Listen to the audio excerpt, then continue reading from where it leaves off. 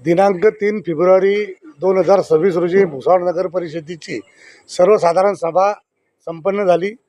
त्या सर्वसाधारण सभेतील मीटिंगचा अजेंडा मिळाल्यानंतर त्यातील आम्ही 75 विषय असे होते की जे गावाच्या विकासाच्या दृष्टिकोनातून योग्य होते।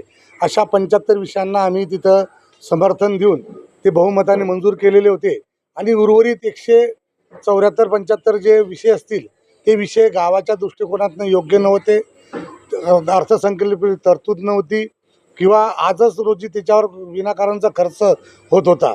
अशा परिस्थितीमध्ये आणि कुठल्या एका वार्डातले तर 42 विषय होते। अशा प्रकारच्या सभांना आमचा विरोध राहील, म्हणून आम्ही जे 74 विषय मंजूर केल्यानंतर आम्ही उर्वरित विषयांच्या संदर्भामध्ये कलम 308 नुसार महाराष्ट्र जिल्हाधिकारी यांच्याकडे आम्ही दाद मागितली।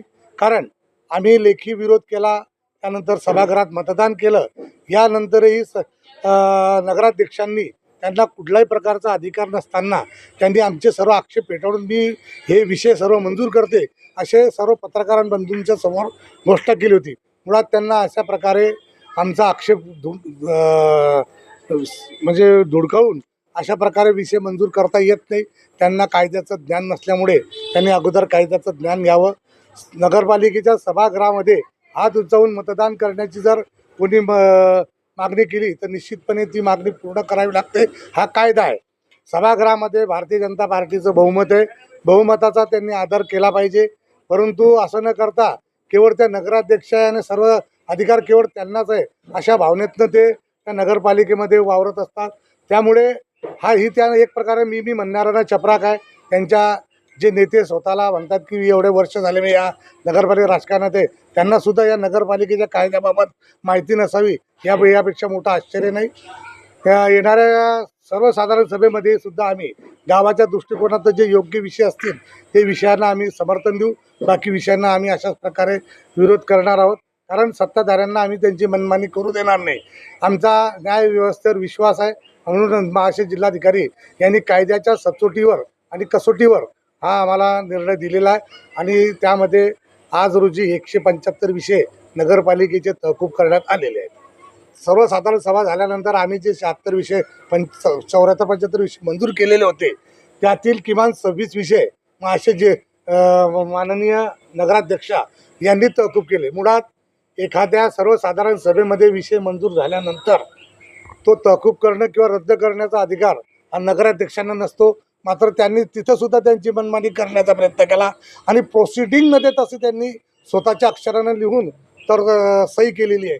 आजवरच्या माझ्या 35 वर्षाच्या राजकारणाच्या इतिहासात मी कधीही बघितलेलं नाही की नगरपालिकेच्या प्रोसिडिंग बुकवर एखाद्या नगराध्यक्षांनी अशा प्रकारे शेरा मारून नामंजूर केलेलं आहे किंवा मंजूर केलेलं आहे।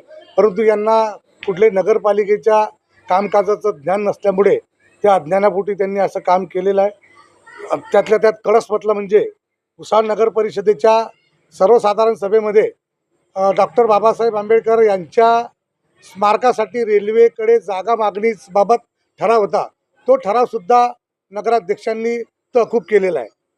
बाबासाहेबांच्या स्मारकासाठी जर जागा मागणी नगरपालिका करत असेल, सर्व सभासदांची ती इच्छा असेल तर हा विषय तहकूब करण्याच्या पाठीमागचं कारण सत्ताधाऱ्यांनी द्यावं।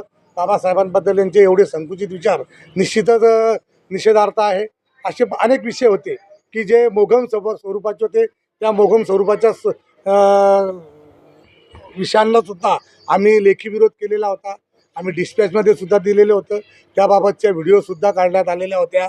सगळ्या नगरपालिका सभागृहामध्ये पत्रकारांनासुद्धा मज्जाव का करण्यात येतो ते हेच की त्यांनी हे सर्व प्रकार त्यांचे जे प्रकार ते उघडकीस येऊ नये आणि तुमच्या लक्षात येऊ नये, तुमच्या निदर्शनास येऊ नये यासाठीचा हा प्रयत्न आहे।